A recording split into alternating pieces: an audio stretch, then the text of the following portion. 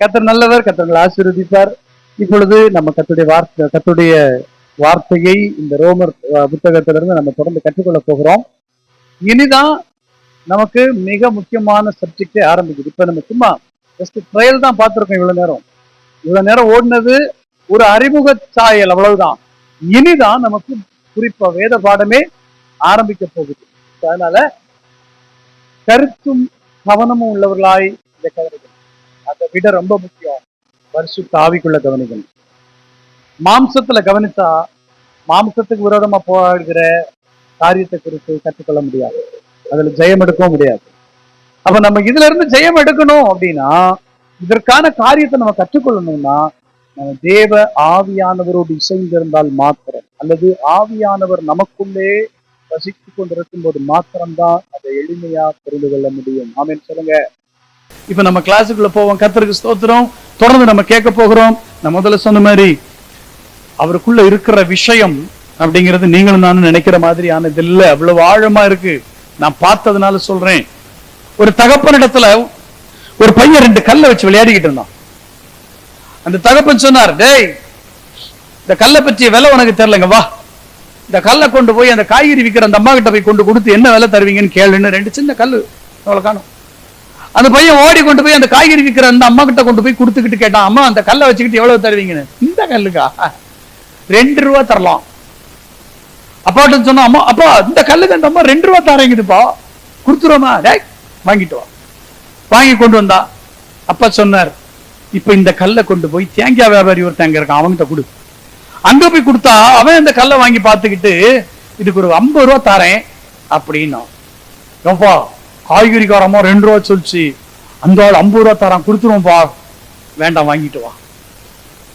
இப்ப இந்த கல்லை கொண்டு போய் ஒரு துணி கடைக்காரன்ட்ட கொடு அப்படின்னு பக்கத்துல இருக்கிற ஜவுளி கடைக்கு அனுப்பிவிட்டா, அவன் அந்த கல்லை பார்த்துட்டு, தம்பி இந்த கல்லுக்கு நான் ஒரு 1000 ரூபா தரேன். எப்பா கல்லுக்கு விலை ஏறுதுப்பா, துணிக்கடைக்காரன் அந்த கல்லுக்கு 1000 ரூபா விலை சொல்றான், கொடுத்துருவோமான்னா, இல்ல வாங்கிட்டு வா. இப்ப இந்த கல்லை கொண்டு போய் தங்க நகை வியாபாரம் பண்ணக்கூடிய ஒரு வியாபாரிட்ட கொண்டு போய் கொடுன்னா, அவன் கொண்டு போய் கொடுத்தோன்னு அந்த கல்லை பார்த்துட்டு சொன்னான், தம்பி இந்த கல்லு 2 எனக்கு தந்துரு, நான் உனக்கு 1 லட்சம் ரூபா தரேன்னா. 2 ரூபாயில தொடங்குனது 1 லட்சத்துல வந்து நிக்குது. அப்பா கிட்ட வந்து சொல்றான், எப்பா 1 லட்சம் ரூபா தரான்பா, வாங்கிடும், கொடுத்துருவோம்பா. அப்போ அப்பா சொன்னார், வேண்டாம் அதை வாங்கிட்டு வந்துரு. இப்ப திரும்ப என்னப்பா 1 லட்சம் ரூபா விலை வைக்கிறாங்க, தரமா கொடுக்க மாட்டேங்கிறீங்க. இதை கொண்டு போய் இந்த வைரக்கல் விற்கிற வியாபாரி அங்க ஒருத்தர் இருக்கான் பாத்தியா, அந்த தெற்கு மூலையில அந்த கடையில கொண்டு கொடுத்து, இப்ப இதுக்கு என்ன விலை தருவீங்கன்னு கேளுன்னா. இவன் கொண்டு போய் அந்த கல்லை கொடுத்தான். அவன் பார்த்துட்டு சொன்னான், தம்பி 2.5 கோடி ரூபாய் தரேன், இந்த கல்லை எனக்கு தரியான்னா. இந்த பையன் அப்பா கிட்ட வந்து நின்னா, எப்பா அந்த அம்மா 2 ரூபாய் சொன்ன கல்லுக்கு இவன் 2.5 கோடி சொல்றான்ப்பா, இந்த கல்லை கொடுத்துருவோம். அப்பா சொன்னார், இல்ல இந்த கல்லுடைய மதிப்பே வேற. அவன் 2.5 கோடிக்கு வாங்கிட்ட வாங்குறான்னா அவன் எத்தனை கோடிக்கு அவன் விற்பான். அப்ப இந்த கல்லினுடைய மதிப்பு என்ன? கல்லினுடைய மதிப்பு தெரியாமலே பல நேரங்களில் சில கல்லை கையில கொண்டு அலையிறங்க. இந்த கல்லோட விலை தெரியாம இத்தனை நாளும் பலரும் கண்டுக்காம போட்டிருந்தாங்க. கிருபையினால என் கண்ணை கர்த்தர் திறந்தார். இந்த கல்லோட விலை மதிப்பு என்னன்னு எனக்கு மட்டும்தான் தெரியும். ஏன்னா விலை அறிந்த ஒருவர் எனக்கு விலையை காட்டி கொடுத்தார். அல்லேலூயா. அதனால கற்றுக்கொள்ள மனப்பக்குவத்தோட உட்காருங்க, நீங்க அநேகம் கற்றுக்கொள்ளுவீர்கள். கர்த்தர் உங்களை ஆசீர்வதித்து அனுப்புவார். இப்ப எல்லாம் நம்ம ஆயத்தமாயிருப்போம். நம்ம மத்தியில அருமையான டாக்டர் மோகன் ஐயா அவர்கள் வந்து ஆமேன் நம்மோடு கூட ஆமேன் ரோமர் புஸ்தகத்திலிருந்து குறிப்பா 5, 6, 7, 8 புத்தகங்கள் அதிகாரத்திலிருந்து நமக்கு மறைக்கப்பட்ட பல மறைபொருள் ரகசியங்களை நம்மோடு பகிர்ந்து நம்முடைய கண்களை திறக்க போகிறார்கள். கர்த்தர் அதை செய்வார். அல்லேலூயா சொல்லுங்களேன். எல்லாம் ஒரு கைதட்டி கர்த்தரை மகிமைப்படுத்துவோம்.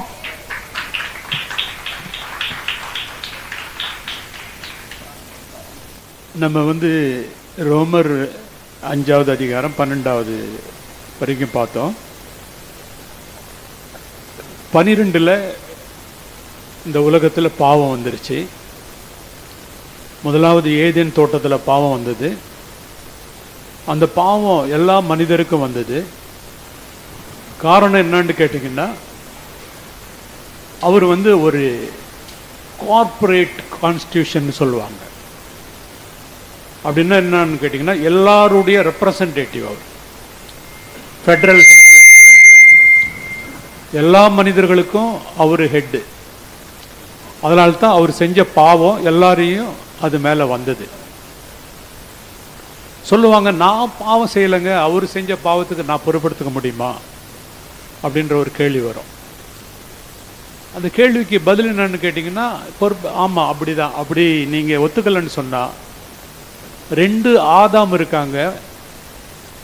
முதலாவது ஆதாம், ரெண்டாவது கடைசி ஆதாம். 2வது ஆதாம் கிடையாது. வேதம் அவரை கடைசி ஆதாம், லாஸ்ட் ஆதாம்னு தான் சொல்லும். ஏன் 2வது ஆதாம்னு சொல்லாதுன்னு கேட்டிங்கன்னா, இனி ஒரு ரட்சகர் கிடையாது, ஒரே ஒரு ரட்சகர் தான்.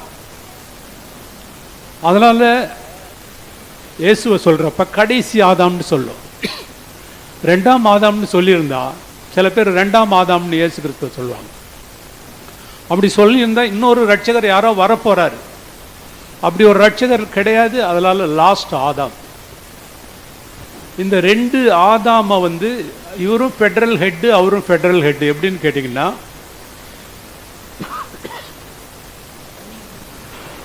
டைத்து கொடுக்க போவார், தசம பாகம் கொடுப்பார். தசம பாகம் கொடுக்கறது ஆபிரகாம் கொடுப்பாரு. யாருக்கு தசம பாகம் கொடுப்பாரு? மெல்கிசேதேக்குக்கு தசம பாகம் ஆபிரகாம் கொடுப்பார். ஆனா நம்ம படிக்கிறோம், ஆபிரகாமுக்குள்ள யாரு கொடுத்தா? லேவி கொடுத்தார். இப்ப கேள்வி வருது, எப்படிங்க ஆபிரகாம் தானே டைத்து கொடுத்தாரு, எப்படி லேவி கொடுத்தாருன்னு சொல்றீங்கன்னு? பைபிள் சொல்லுது, அவருடைய லோயின், அதாவது அவருடைய ஜீன்ல இவர் இருந்தார். அது ஒத்துக்கிட்டீங்கன்னா ஆதாமுக்குள்ள நம்ம இருந்தது நீங்க ஒத்துக்கிட்டு தான் ஆகணும். நம்ம சொல்லலாம், நான் ஆதாம் மாதிரி இருந்தேன்னா அப்படி பாவம் செய்யணும். இதை விட நான் ஆதாமை பத்தி ஒரு புக்கு படிச்சிருக்கிறேன், அது பைபிள்ல வரல. அதனால நான் படிச்சு பார்த்து ஒரு புக்கை படிச்சு பார்த்தேன். அவ்வளோ அருமையான வாழ்க்கை, கண்ணீர் விட்டு கதறி அழுத வாழ்க்கை. அந்த வெளியில, தோட்டத்துக்கு வெளியில ஒரு இடத்துல குகையில கொண்டுட்டு கண்ணீர் விட்டு ராத்திரி பகலா அந்த அம்மாவும் எப்படியாவது எங்களை சேர்த்துங்கன்னு சொல்லி. அதனால தான் இந்த ரட்சிப்பு எவ்வளோ, நம்ம இந்த ரட்சிப்பு இழந்துடக்கூடாதுன்னு அதை படிக்கிறப்ப எனக்கு அந்த அருமை தெரிஞ்சுது.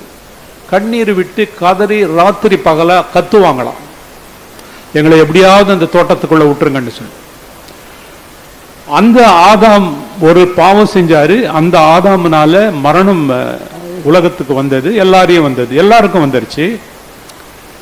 அதுபோல கடைசி ஆதாம் இயேசு கிறிஸ்து, இது கான்ட்ராஸ்ட் போட்டு வரும். அவர் என்ன செஞ்சாரு, என்ன வந்தது, அந்த 13ல இருந்து கடைசி வரைக்கும் இவர் என்ன செஞ்சாரு, என்ன வந்தது அப்படின்ற ஒரு கான்ட்ராஸ்ட் அதுல வரும். ரோமர் 5:13, நியாயப்பிரமாணம் கொடுக்கப்படுவதற்கு முன்னும் பாவம் உலகத்தில் இருந்தது, நியாயப்பிரமாணம் இல்லாதிருந்தால் பாவம் எண்ணப்பட மாட்டாது. அப்படி இருந்தும் மரணமானது ஆதாம் முதல் மோசே வரைக்கும் ஆதாமின் மீறுதலுக்கு ஒப்பாய் பாவம் செய்யாதவர்களையும் ஆண்டு கொண்டது. இது என்னது? ரோமர் 5 படிக்கிறோம். 5, 13, 14. ஓகே, 13 படிச்சாச்சு. சரி சரி ஓகே.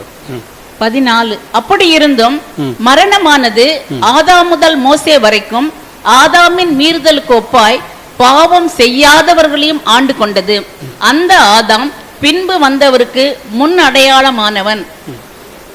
ஓகே, இப்படியாக ஒரே மனுஷனாலே பாவமும் பாவத்தினாலே மரணமும் உலகத்தில் பிரவேசித்தது போலவும் எல்லா மனுஷருக்கும் பாவம் செய்தபடியால் மரணம் எல்லோருக்கும் வந்தது போதும் இதுவும் ஆயிற்று. ஆனா பாவம் நியாயப்பிரமாணம் வர்ற வரைக்கும் அவங்க பாவம் அவங்களுடைய பர்சனல் அக்கௌண்ட்டுக்கே போல. நியாயப்பிரமாணம் வருவதற்கு முன்னால செஞ்ச பாவம்லாம் அது பாவம் தான், மரணம் உண்டு. ஆனா அக்கௌண்டபிலிட்டி, ரெஸ்பான்சிபிலிட்டி அவங்க அக்கௌண்ட்ல போய் சேரல, ஒவ்வொருத்தருக்கும் போய் சேரல. காரணம் என்னன்னு கேட்டீங்கன்னா, நியாயப்பிரமாணம் வந்த பிறகுதான் பாவம்னா என்னன்னு தெரியும். அதுக்கு டெஃபினேஷனே நியாயப்பிரமாணம் வந்த பிறகுதான் பாவம்னா என்ன.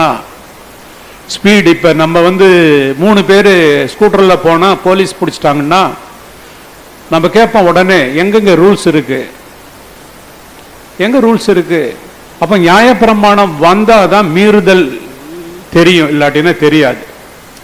இப்ப நம்ம ஸ்பீடு அதிகமா போறோம், நம்ம ஊர்ல அது கிடையாது, நம்மளை பிடிக்க மாட்டாங்க. ஸ்பீடு நீங்க 60 கிலோமீட்டர் போனீங்க, 55 கிலோமீட்டர் போனீங்கன்னு பிடிக்க மாட்டீங்க. காரணம் என்னன்னா லா கிடையாது. அப்ப நியாயப்பிரமாணம் வந்தாதான் பாவம் சார்ஜ் ஷீட் போடுவாங்க. நியாயப்பிரமாணம் வர்ற வரைக்கும் பாவம் அதுக்கு அப்படியே இருந்து போச்சு. ஆனா மரணம், நியாயப்பிரமாணம் இல்லாட்டினாலும் மரணம் வந்துருச்சு. ஏன்னா மரணம் அது கண்டினியூஸா வந்துகிட்டு இருக்கும். பாவம் செய்யாதவங்களையும் அது ஆழ்ந்து கொண்டது. ஒரு குழந்தை பிறக்கும், ஒரு 10 மாசத்து குழந்தை இறந்து போயிடும். அந்த 10 மாசத்து குழந்தை என்ன பாவம் பண்ணிச்சு? ஒரு பாவம் கூட பண்ணல, அது இறந்து போச்சு.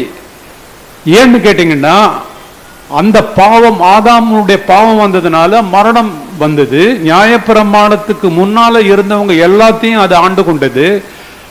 ஆதாம் மாறி செய்யாதவங்களையும் அது மேற்கொண்டது. அப்படின்னா மரணம் அது என்னன்னு கேட்டீங்கன்னா இட்ஸ் ரெயின் அப்படின்னு இங்கிலீஷ்ல சொல்லுவாங்க, REIGN. ரெயின்னா ஒரு ஆளுகை செய்கிற சீட்டில், அதிகாரம் உள்ள சீட்டில், நிர்ணயம் பண்ணக்கூடிய சீட்டில், கேள்வி கேட்க முடியாத ஒரு வல்லமைக்குள்ள அது உட்கார்ந்துருக்கு. மரணம்ன்றது ஒரு டிரைவர் சீட்டில் உட்கார்ந்துருக்கு. அப்படின்னா அந்த மரணத்தை யாருமே கேட்க முடியாது. அந்த மரணம் யாருக்கு வரும், யாருக்கும் தெரியாது. அது மரணம் வந்துருச்சுன்னா யாரும் கேள்வி கேட்க முடியாது. ஏன் மரணம் வந்துருச்சு கேட்க முடியாது. அது ஆண்டு கொண்டது. அதனால தான் அது சொல்லுது, அது ஆண்டு கொண்டதுன்னு வருது. மரணம் அவர்களை ஆண்டு கொண்டது. அடுத்த வசனம், மீறுதலின் பலன் கிருபை வரத்தின் பலனுக்கு ஒப்பானதல்ல. எப்படி எனில், ஒருவனுடைய மீறுதலினாலே அநேகர் மரித்திருக்க, தேவனுடைய கிருபையையும் இயேசு கிறிஸ்து என்னும் ஒரே மனுஷனுடைய கிருபையினாலே வரும் ஈவும் அநேகர் மேல் அதிகமாய் பெருகி இருக்கிறது. 16ஆம் வசனம், மேலும் ஒருவன் பாவம் செய்ததினால் உண்டான தீர்ப்பு தேவன் அருளும் ஈவுக்கு ஒப்பானதல்ல. அந்த தீர்ப்பு ஒரே குற்றத்தின் நிமித்தம் ஆக்கினைக்கு ஏதுவாய் இருந்தது. கிருபை வரமோ அநேக குற்றங்களை நீக்கி நீதி விளங்கும் தீர்ப்புக்கு ஏதுவாய் இருக்கிறது. ஆமா, இங்க கம்பாரிசன் வருது. முதலாவது ஆதாம், கடைசி ஆதாம். முதலாவது ஆதாம் பாவம் செஞ்சாரு, மரணம் வந்தது. கடைசி ஆதாம் நீதி செஞ்சார். அவர் கல்வாரி சிலுவையில போய் மரித்தார். அதனால இந்த கடைசி ஆதாமனுடைய பிள்ளைகள் ஆகிய நமக்கு எல்லாத்துக்கும் என்ன வருதுன்னு கேட்டீங்கன்னா, பரிசுத்தமும் நீதியும் நித்திய ஜீவனும் வருது. அங்க மரணம் வந்தது. அங்க ஒரு மனிதன் மீறுதல் பண்ணதுனால எல்லாம் பாவிகளாக்கப்பட்டாங்க. இங்க ஒருவர் நீதி செய்ததுனால எல்லாம் நீதிமான்களாக்கப்படுவார்கள். இப்ப புதிய ஏற்பாட்டுல பரிசுத்தவான்கள் எல்லாம் நமக்கு யாருன்னு கேட்டீங்கன்னா, கர்த்தராகிய இயேசு கிறிஸ்து வரிசையில நம்ம இருக்கிறதுனால நமக்கு என்ன இது சிம்பிளா அந்த கான்ட்ராஸ்ட் என்ன இருக்குன்னா, ஒரு மனிதன் பாவம் செஞ்சாரு, மரணம் வந்தது. ஒரு மனிதன் நீதி செய்தாரு, கிருபை வந்தது, பரிசுத்தம் வந்தது, நித்திய ஜீவன் வந்தது. இதுதான் அந்த கடைசி வரைக்கும் நம்ம படிக்கிறது. இதுதான் வந்தது. அப்ப 20 படிங்க. 20 முக்கியமானது. மேலும் மீறுதல் பெருகும்படிக்கு நியாயப்பிரமாணம் வந்தது. அப்படி இருந்தும் பாவம் பெருகின இடத்தில் கிருபை அதிகமாய் பெருகிற்று. இப்ப நியாயப்பிரமாணம் எதுக்காக வந்ததுன்னு கேட்டீங்கன்னா, நியாயப்பிரமாணம் ஜஸ்ட் லைக் ஒரு மிரர் மாதிரி. நியாயப்பிரமாணம் ஒரு எக்ஸ்ரே மிஷின் மாதிரி. அந்த நியாயப்பிரமாணம் இப்ப நான் பாடி டெஸ்டே பண்ணல, ஒரு எக்ஸ்ரேவுக்கு எடுக்க போறப்ப எனக்கு என்ன பண்ணும், ஒரு 10 கேஸ்ல எனக்கு இந்த வியாதி இருக்கு, அந்த வியாதி இருக்குன்னு சொல்லும். நான் எக்ஸ்ரே எடுக்காத வரைக்கும் எனக்கு பிரச்சனை இல்லை, நான் ஹாப்பியா இருக்கிறேன். நான் எக்ஸ்ரே எடுத்து பார்த்த பிறகுதான் எனக்கு இவ்வளவு சரீரத்தில் இவ்வளவு பிரச்சனை இருக்குன்னு தெரியுது. நியாயப்பிரமாணம்ன்றது சொல்றது ஒரு கண்ணாடி மாதிரி. அது என்ன பண்ணணும்னு கேட்டீங்கன்னா, கண்ணாடியில முகத்தை பார்த்து அழுக்கு இருக்கான்னு காமிக்கும், அழுக்கு இல்லைன்னு காமிக்குமே தவிர என் முகத்தை அது சுத்தமே பண்ணாது. நியாயப்பிரமாணம் வர்றதுனால பாவம் பெருகுது. ஏன்னு கேட்டீங்கன்னா, பாவத்தை இன்னும் டெஃபனேஷனே கொடுக்கல. இப்ப 10 பாவம் ஒருத்தர் செய்யறாருன்னா அவர் 10 பாவத்தையும் டெஃபனேஷன் கொடுத்தாதான் அவர் சொல்லுவார். அந்த டெஃபனிஷன் கொடுக்கலன்னு சொன்னா அது அவருக்கு பாவம்னு தெரியாது. அதனால நியாயப்பிரமாணம் என்ன பர்பஸுக்கு வருதுன்னு கேட்டீங்கன்னா, நான் ஒரு பாவி, நான் தேவனுடைய நீதிக்கு பெற்றுக்கொள்ள முடியாது, நான் பாவத்திலிருந்து நான் விடுதலை பெற்றாதான் எனக்கு நீதி கிடைக்கும் அப்படின்றத உணர்ந்து கொள்றதுக்கு தான் நியாயப்பிரமாணம் வந்தது. நியாயப்பிரமாணம் பரிசுத்தம் உள்ளதுதான், நியாயப்பிரமாணம் நீதி உள்ளது, நியாயப்பிரமாணம் it is good, perfect and holy. ஆனா அதனுடைய பர்பஸ் என்னன்னு கேட்டீங்கன்னா, நான் எவ்வளவு பலவீனம் உள்ள மனுஷன் அப்படின்றத காமிக்கிறதுக்காக தான் நியாயப்பிரமாணம் வந்தது. நியாயப்பிரமாணம் எவ்வளவுக்கு எவ்வளவு வருதோ அவ்வளவுக்கு அவ்வளவு கிருபை வந்துருச்சு. அப்ப பாவம் பெருகின இடத்துல கிருபை அதுக்கு மேல பெருகுது, அதுக்கு மேல பெருகுது. ஒரு எப்படின்னு கேட்டீங்கன்னா, இப்ப இஸ்ரேல்ல ஒரு சண்டை நடந்தது. பாலிஸ்டிக் மிசைல்ஸ் 200 மிசைல்ஸ் ஒரே சமயத்தில் விழும் ஈரான்ல இருந்து. இஸ்ரேல்ல ஒரு 400 ட்ரோம் போய் அதை அப்படியே பிடிச்சிரும் வானத்தில். வந்தது 200, போனது 400. அது மாதிரி கிருபை நீ எவ்வளவுக்கு எவ்வளவு நியாயப்பிரமாணத்தினால பாவம் பெருகுதோ அவ்வளவுக்கு அவ்வளவு கிருபை பெருகிடுச்சு. இதுல பெரிய அட்வான்டேஜ் என்னன்னு கேட்டீங்கன்னா, நியாயப்பிரமாணம்னு ஒண்ணு நமக்கு வரலன்னா கிருபை வந்திருக்காது. காரணம் என்னன்னு கேட்டீங்கன்னா, நியாயப்பிரமாணம்னு ஒண்ணு வரலன்னு சொன்னா இந்த கிருபையினுடைய வேல்யூ நமக்கு தெரிஞ்சிருக்காது. இப்ப பாவம் பெருகின இடத்துல கிருபை வந்துருச்சு. கடைசி வசனம், ஆதலால் பாவம் மரணத்துக்கு ஏதுவாக ஆட்கொண்டது போல கிருபையானது நம்முடைய கர்த்தராகிய இயேசு கிறிஸ்துவின் மூலமாய் நீதியினாலே நித்திய ஜீவனுக்கு ஏதுவாக ஆண்டு கொண்டது. இப்ப கிருபையை பெற்றவங்க டிரைவர் சீட்டுல தேவனுடைய கிருபை வரத்தையும், பிதாவாகிய தேவனுடைய கிருபையை பெற்றவங்களும் டிரைவர் சீட்டில் உட்கார்ந்துருக்காங்க, டிசைடிங் அத்தாரிட்டி. அதை பெற்றுக்கொள்ளாதவங்க அந்த சீட்டில் டெத்து உட்கார்ந்துருக்கு. அது டிசைட் பண்ணும். அத்தாரிட்டி யாருக்குன்னு கேட்டிங்கன்னா மரணத்துக்கு. ஏன்னு கேட்டிங்கன்னா பாவம். இப்போ கிருபையை பெற்றவங்களுக்கு என்னன்னு கேட்டிங்கன்னா, அவங்க பாவம் மன்னிக்கப்பட்டுருச்சு. இப்போ தேவனுடைய கிருபை வரம் வந்துருச்சு, பிதாவாக தேவனுடைய கிருபை வந்துருச்சு. கிருபையும் வரத்தையும் பெற்றுக்கொண்டவங்க ஜீவனை கொண்டு ஆளுகை செய்வார்கள். ரெயின், they will reign அப்படின்னு கேட்டா ஷார்ட்ஸ் எடுக்கிறது இவங்க தான் எடுப்பாங்க. இப்ப பவுல் சொல்லுவாரு, நான் இந்த தேகத்தை விட்டு போயிடணும்னு விரும்புறேன்,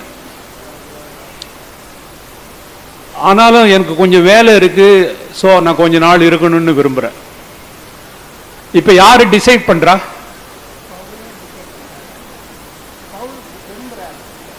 இல்ல, டிசைட் பண்றது யாரு? இப்ப இவர் சொல்றாரு நான் இருக்கணும், கர்த்தர் இருப்பான்றாரு. இப்ப டிசைட் பண்றது யாருன்னு கேட்டீங்கன்னா பர்பஸ் தான். கர்த்தர் சொல்றாரு. அப்ப அவர் சொல்றாரு, அதனோட அர்த்தம் என்ன? நான் இந்த சரீரத்தை விட்டு போயிடுறது நல்லது, கிறிஸ்துவோட கூட நான் போய் இருப்பேன், ஆனாலும் எனக்கு இங்க கொஞ்சம் வேலையெல்லாம் மினிஸ்ட்ரி ஒர்க் எல்லாம் பண்ண வேண்டியது இருக்கு. ஐ ஹவ் டிசைடட் அப்படின்னா இந்த இடத்துல மரணத்தையே தேவன் இவருக்கு அதிகாரத்தை கொடுத்து மரணத்தையே நீங்க ஆளுகை பண்ற, கண்ட்ரோல் பண்ற அத்தாரிட்டியை கொடுக்கிறாரு. அல்லேலூயா, அல்லேலூயா. இது புரியுதா? இது உங்களுக்கு கான்செப்ட், அதான் கான்செப்ட்.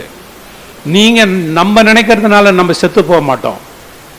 நான் சொல்லணும், ஆண்டவரே நான் ரெடி, நான் போறேன்னு சொன்னா ஓகேன்றுவார். அதுதான் பாயிண்ட். ஸோ இப்ப அதுல என்னன்னு கேட்டீங்கன்னா, அங்க மரணம் அந்த இடத்துல நம்ம வாழ்க்கையில வீக் ஆயிடுச்சு. அது டிரைவர் சீட்டில் இல்லை, அது இதுல அதிகாரத்தில் அது இல்லை. தேவனுடைய பிள்ளைகள் வாழ்க்கையில் அது கிடையாது. அல்லேலூயா. இப்ப ரோமர் 5 படிச்சோம். இந்த 5ல ஒரே ஒரு கான்செப்ட் தான் நம்ம கற்றுக்கிட்டோம். என்னன்னு கேட்டீங்கன்னா, ரோமர் 5ல ஒரு மனிதன் வாழ்க்கையில எப்படி பாவம் வந்தது, இயேசு கிறிஸ்துவனால நம்மளுக்கு எப்படி பரிசுத்தமும் நித்திய ஜீவனும் வந்தது. இது ரெண்டு பேர்லாம் நம்ம படித்தோம். இப்போ அடுத்தது நம்ம 6வது அதிகாரத்துக்கு போகிறோம். 6வது அதிகாரம் நான் சொல்றேன். அந்த இந்த 5, 6, 7, 8 நான் சொல்லிட்டேன்னா உங்களுக்கு ஈஸியா இருக்கும். 5ல எப்படி பாவம் வந்தது அப்படின்னு சொல்லுது.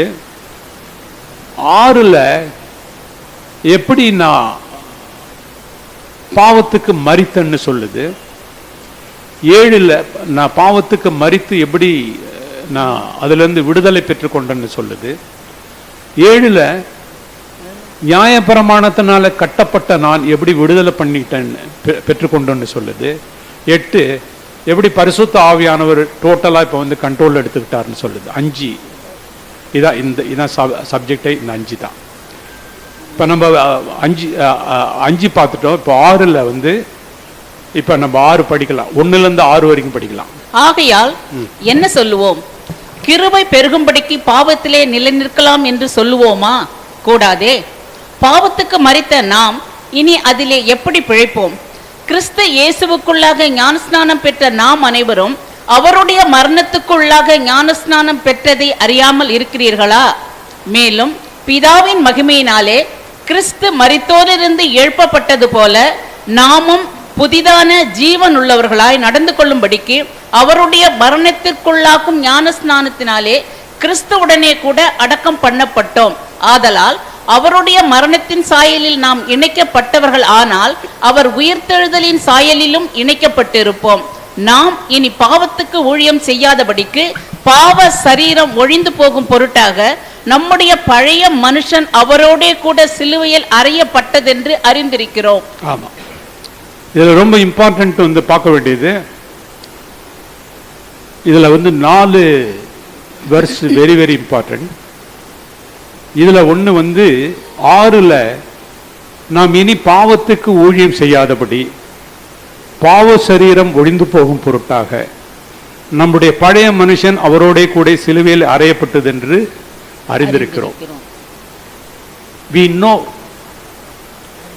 அப்படின்னா என்ன அர்த்தம்னு கேட்டீங்கன்னா, இதுல 3 பார்க்கிறோம். இங்க பாவ சரீரம், பழைய மனுஷன், பாவம்.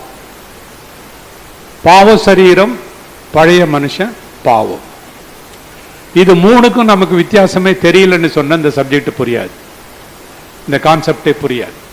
ரோமர் 6 புரியவே புரியாது.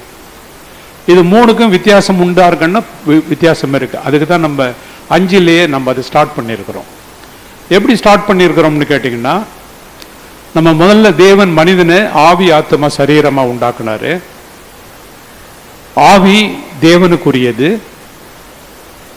சரீரம் பூமிக்குரியது. ஆத்மா ஆவியும் சரீரையும் ஒரு பாதையில ஒழுங்கா நடத்துறது அப்படின்னு நம்ம சொல்லியிருக்கிறோம். இதுல ஆவி வந்து டிரைவர் சீட்டில் உட்காந்துருக்கு, அதான் டாமினன்ட் ரோல்ல உட்காந்துருக்கு. சாரி, ஆத்மா டாமினன்ட் ரோல்ல உட்காந்துருக்கு. இதை ஒரு எக்ஸாம்பிள் சொன்னாதான் புரியும், இல்லைன்னா புரியாது. ரொம்ப டிஃபிகல்ட் சப்ஜெக்ட். ஒரு சின்ன ஆபீஸ் குரியர் சர்வீஸ் நடத்துறாங்க. அந்த குரியர் சர்வீஸ்ல மேனேஜர் ஒருத்தர் இருக்கிறாரு, அவருக்கு கீழே ஒரு சூப்பர்வைசர் இருக்கிறாரு, அவருக்கு கீழே ஒரு எம்ப்ளாயி இருக்கிறாரு. 3 பேர் தான் ஒரு குரியர் ஆபீஸ். பார்சல் புக் பண்ணி அனுப்புற ஆபீஸ். இப்ப இந்த மேனேஜர் சொல்றத சூப்பர்வைசர் கேட்கணும், சூப்பர்வைசர் சொல்றத அந்த எம்ப்ளாயி கேட்கணும். எம்ப்ளாயி போய் டைரக்டா மேனேஜர்கிட்ட எதையும் கேட்கக்கூடாது. மேனேஜரும் டைரக்டா வந்து எம்ப்ளாயி கிட்ட எதுவும் சொல்ல மாட்டார். எதுவா இருந்தாலும் மேனேஜர் சூப்பர்வைசர் கிட்ட தான் சொல்லணும், சூப்பர்வைசர் எம்ப்ளாயி கிட்ட தான் சொல்லணும். அந்த மேனேஜர் சீட்டில் உட்கார்ந்து இருக்கிறது ஆவி, இந்த சூப்பர்வைசர் சீட்டில் உட்கார்ந்து இருக்கிறது ஆத்மா, இந்த எம்ப்ளாயி பொசிஷன்ல இருக்கிறது சரீரம். இப்ப இந்த ஆத்மா சீட்டை கண்ட்ரோல் பண்றதுக்கு ஆவியும் முயற்சி பண்ணும், சரீரமும் முயற்சி பண்ணும். அதாவது அந்த எம்ப்ளாயும் முயற்சி பண்ணுவார். அப்படின்னா அவர் சொல்றத கேட்கணும். மேனேஜர் என்ன நினைப்பாரு, நான் சொல்றத சூப்பர்வைசர் கேட்கணும்னு விரும்புவார். இவர் என்ன நினைப்பாரு, அந்த எம்ப்ளாயி நான் சொல்றதான் சூப்பர்வைசர் கேட்பார். இந்த சூப்பர்வைசருக்கு தன்னிச்சையா எடுக்கக்கூடிய பவர் இருக்கு, அத்தாரிட்டி இருக்கு. இவர் யார் பக்கம் சேர்றாரோ அந்த பக்கம் வந்து ஒன் சைடு ஆயிடாது அட்மினிஸ்ட்ரேஷன். இவர் ஆவியோட சேர்ந்துட்டாருன்னா ஆவியும் ஆத்மாவும் ஒன்று சேர்ந்துருச்சுன்னா, மேனேஜரும் சூப்பர்வைசரும் ஒன்று சேர்ந்துட்டாங்கன்னா, அவங்க 2 பேரும் சொல்றத எம்ப்ளாயி கேட்டே ஆகணும். இந்த எம்ப்ளாயும் சூப்பர்வைசரும் ஒன்று சேர்ந்துட்டாங்கன்னா இவங்க சொல்றத மேனேஜர் கேட்கணும். டம்மி ஆயிடுவார். இப்ப மேனேஜர் டம்மி ஆயிட்டான்னா அவன் ஆவிக்கில அவன் விழுந்து போயிட்டவன் அர்த்தம், ஆவியில மரித்து போயிட்டவன் அர்த்தம். ஆவியில மரித்து போன ஒரு மனிதன் வந்து ஆத்துமா சரீரத்தோட சேர்ந்துக்கிட்டு பாவம் செய்ய ஆரம்பிச்சிடும். ஒரு ஆவியில மரித்து போவாம, அதனால தான் வந்து அந்த பழைய மனிதனை களைந்து போட்டு மெய்யான நீதியிலும் பரிசுத்தத்திலும் சிருஷ்டிக்கப்பட்ட புதிய மனிதனை தரித்து கொண்டிருக்கிறீர்கள்னு நம்ம படிக்கிறோம் எபேசியர்ல. அப்படின்னா என்ன அர்த்தம்னு கேட்டீங்கன்னா, அந்த பழைய மனுஷனை வெக்கேட் பண்ணிட்டு அவனை அடிச்சு காலி பண்ணிட்டு அந்த இடத்துல புதிய மனிதன் வந்து உட்காந்துக்கிட்டு, புதிய மனிதன் வந்து உட்கார்ந்த உடனே அந்த புதிய மனிதன் சொல்றத வந்து கேட்கணும். மேனேஜர் சொல்றத சூப்பர்வைசர் கேட்கணும். சில சமயத்துல மேனேஜர் சொல்றத சூப்பர்வைசர் கேட்க மாட்டாரு, ஆவி சொல்றத ஆத்துமா கேட்காது. ஏன் கேட்காதுன்னு கேட்டீங்கன்னா, அந்த ஆவி அந்த பலன் அற்றதா இருக்கும். புதிய மனிதன் தான் பலன் இருக்காது. பரிசுத்த ஆவியானவருடைய வல்லமையில பலப்படாது. பரிசுத்த ஆவியானவரை பெற்றுக்கொள்றது முக்கியம் இல்ல, பரிசுத்த ஆவியானவர்கள் நிரப்பப்படணும், பரிசுத்த ஆவியானவர்கள் நடத்தப்படணும். 3 ஸ்டேஜ் இருக்கு. அந்த ஆவியில பலன் இல்லாதவங்களை வந்து பற்றி பவுல் எழுதுறப்ப, நீங்க மாம்சத்துல இருக்கீங்கன்னு எழுதுவார். கொரிந்தியர் சபைக்கு சொல்றப்ப, உங்களை பார்த்தா எபிரேயர்ல வரும், காலத்தை பார்த்தா போதகரா இருக்க வேண்டிய நீங்க இன்னும் என்ன பண்றீங்க, பாலை குடிச்சுக்கிட்டு இருக்கீங்க. இப்ப அவருக்கு ஒரு அடல்ட்டுக்கு நீங்க பாலையே கொடுத்தீங்கன்னு வச்சுக்கீங்களேன், காலையில ஒரு டம்ளர் பால், சாயந்தரம் ஒரு டம்ளர் பால், நைட்டு ஒரு டம்ளர் பால், அவருக்கு ஸ்ட்ரென்த்தே இருக்காது. ஆவிக்குரியவர் தான், ரட்சிக்கப்பட்டுட்டாரு, பரிசுத்த ஆவியானவரை பெற்றுட்டாரு, மாம்சம் கிரியை செய்து. எப்படி மாம்சம் கிரியை செய்யுன்னு கேட்டீங்கன்னா, அவருடைய ஆவி பலனற்று இருக்கு. ஆத்மாவும் சரீரமும் ஒன்று சேர்ந்துருச்சுனாவே அங்க பெரிய டேஞ்சர் இருக்கு. ஏன்னு கேட்டீங்கன்னா, ஆத்மாவுக்கு நீதி செய்யறதை விட அநீதி செய்யறது ரொம்ப பிடிக்கும். ஆத்மாவுக்கு, அந்த சூப்பர்வைசருக்கு இந்த எம்ப்ளாயி கூட சேர்ந்துக்கிட்டு குடிக்கிறது பிடிக்கும், கொள்ளையடிக்கிறது பிடிக்குமே தவிர மேனேஜர் பேச்சை கேட்டுக்கிட்டு உண்மையா வேலை செய்யறது பிடிக்காது. ஏன்னா அவர் சுபாவம் அப்படி. ஆவி மட்டும் ஆத்மா மட்டும் டாமினேட் பண்ண ஆரம்பிச்சிடுச்சுன்னா மாம்ச சிந்தை ஆயிடும். மாம்ச சிந்தை மரணம், ஆவியின் சிந்தையோ ஜீவனும் சமாதானம்னு. அப்படின்னா என்ன அர்த்தம்னா, மாம்ச சிந்தைன்னா அங்க யாரு 2 பேர் ஒன்று சேர்த்துட்டா, மாம்சமும் ஆத்மாவும் ஒன்று சேர்ந்துட்டாங்க. ஆவியின் சிந்தை என்ன அர்த்தம்னா, அங்க ஆவியும் ஆத்மாவும் டாமினன்ட் பொசிஷனுக்கு வந்துட்டாங்க. இந்த கான்செப்ட் நமக்கு தெரியலன்னு சொன்னா, அந்த பழைய மனுஷனை பழைய மனிதன் இப்ப 6 படிக்கணும். நாம் இனி பாவத்துக்கு ஊழியம் செய்யாதபடிக்கு பாவ சரீரம் ஒழிந்து போகும் பொருட்டாக நம்முடைய பழைய மனுஷன் அவரோட கூடிய சிலுவையில் அறையப்பட்டதென்று அறிந்திருக்கிறோம். ஆமா, இப்ப பழைய மனுஷன் வந்து நம்ம அடிக்கல, தேவன் அடிச்சாரு. எப்ப அடிச்சாரு? சிலுவையில இயேசு கிறிஸ்து அறையப்பட்டப்ப. இயேசு கிறிஸ்து அடிக்கல, அவருக்குள்ள நம்ம எல்லாம் அடிக்கப்பட்டோம். இயேசு கிறிஸ்து உயிரோடு எழுந்தப்ப, இயேசு கிறிஸ்து உயிரோடு அவர் மட்டும் எழுந்திருக்கல, நம்மளும் உயிரோடு எழுந்திருச்சிருக்கிறோம். அது ஆவியின் உயிர்த்தெழுதல், சரீரத்தினுடைய உயிர்த்தெழுதல் இல்லை. அது ஒரு காலத்தில் நடக்கும். இயேசு வருவாரு, நம்ம மறுரூபமாக்கப்படும், எடுத்துக்கொள்ளப்படும். அது வந்து நம்ம பாடிலி ரிசரெக்ஷன். ஆனா இப்ப என்ன வந்து உயிர்ப்பிக்கப்பட்டிருக்குன்னு கேட்டீங்கன்னா, ஆவி உயிர்ப்பிக்கப்பட்டுருச்சு. இப்போ ஆவி உயிர்ப்பிக்கப்பட்டுட்ட பிறகு நம்ம என்ன பண்ணணும்னு கேட்டிங்கன்னா, புதிய மனிதன் கண்ட்ரோலில் நம்ம வந்துட்டோம். இப்போ பழைய மனிதன் அடிக்கப்பட்ட அந்த பழைய மனிதனுக்கும் மாம்சத்துக்கும் உள்ள வித்தியாசத்தை ஒரு சின்ன உதாரணம் சொல்கிறேன், உங்களுக்கு புரிகிற மாதிரி, இல்லைன்னா அது புரியாது. இந்த பழைய மனுஷன் அப்படின்னு சொல்கிறது ஆதாம். ஜஸ்ட் அப்படி கற்பனை பண்ணீங்க, ஆதாமுடைய நேச்சர். பொய் பேசுறது, திருடுறது, பித்தலாட்டம் பண்ணுறது, விபச்சார எண்ணம், வேசித்தனம், காம விகாரம், எல்லா விதமான கெட்ட பழக்கம். அது அப்படியே இன்ஹெரிட்டட் விஷம். அந்த விஷம் அப்படியே பரவிட்டே வருது. ஒரு பாம்புக்கு விஷம் இருக்கு, பாம்பு குட்டிக்கு விஷம் இருக்கு, அது போடுற குட்டிக்கு விஷம் இருக்கு.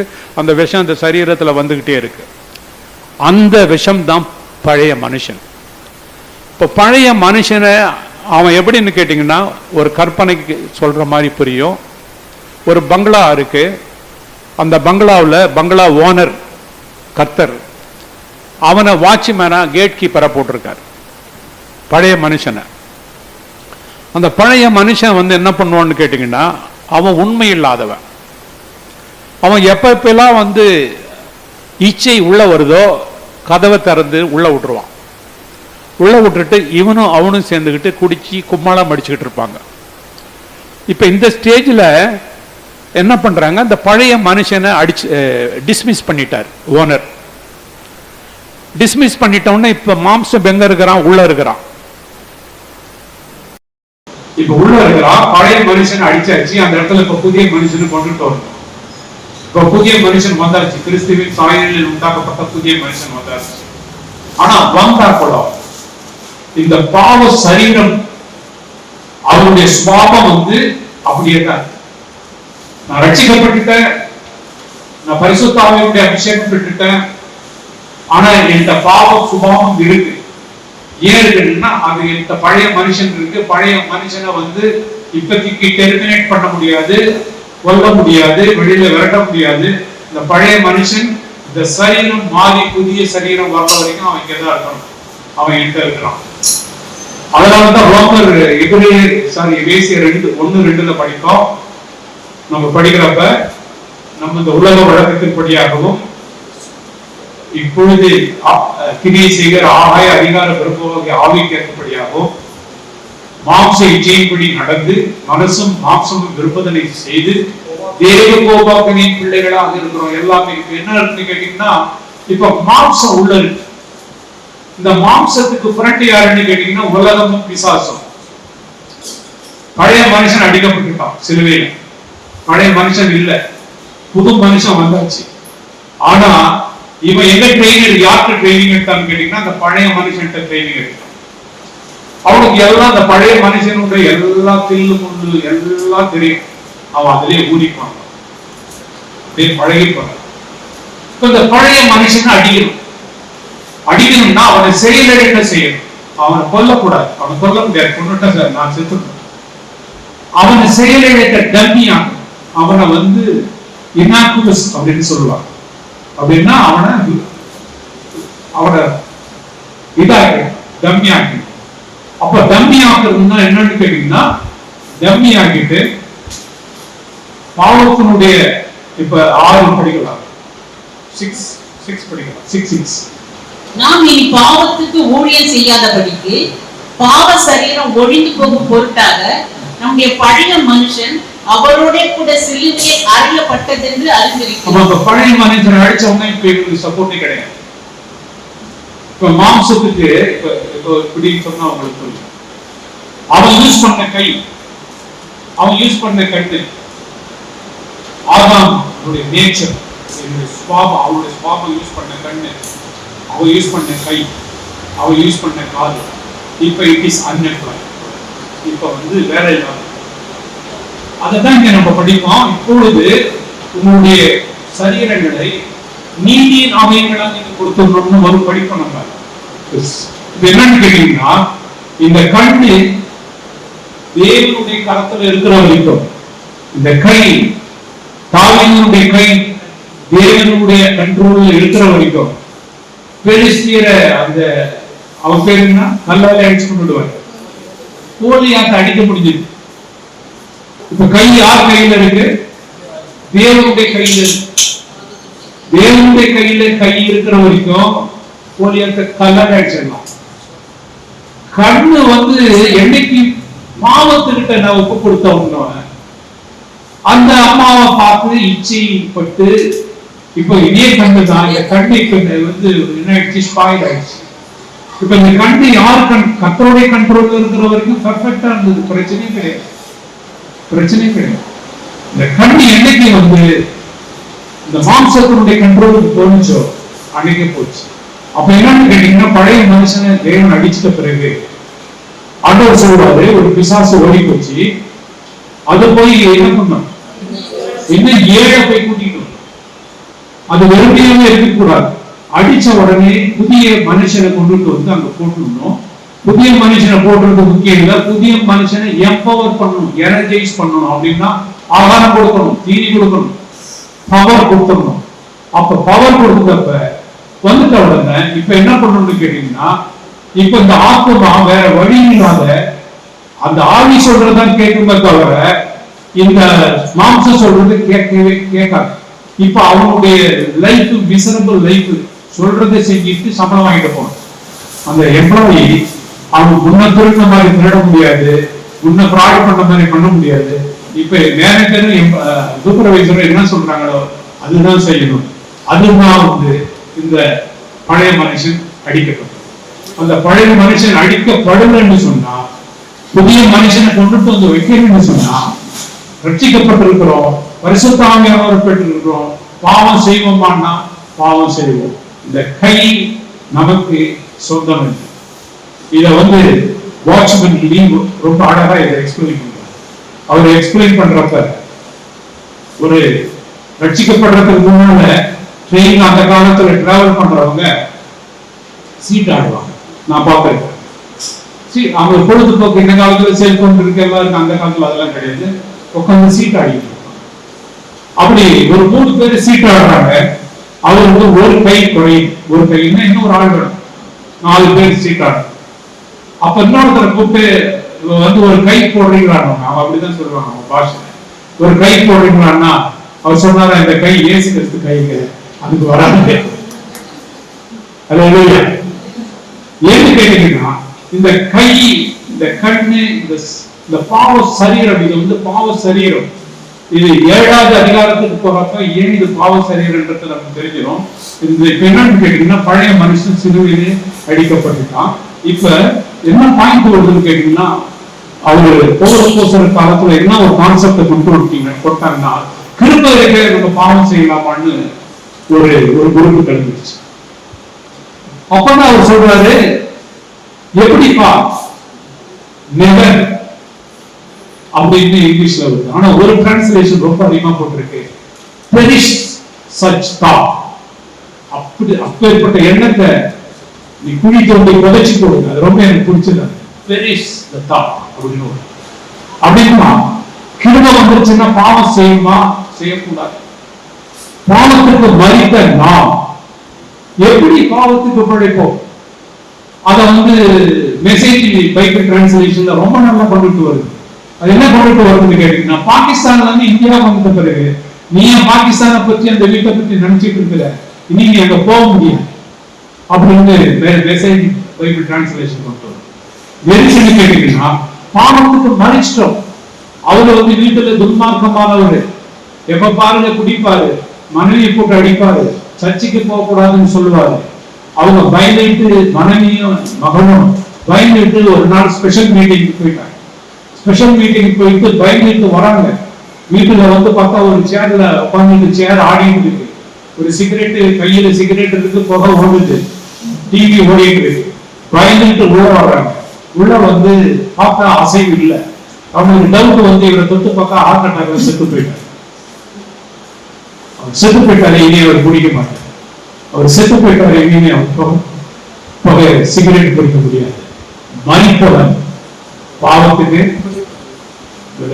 ரெண்டாவது வருஷம் அப்படிதானே சொல்றது, மனிதன் பாவத்துக்கு நீங்கி விடுதலையாக்கப்பட்டிருக்கிறானே.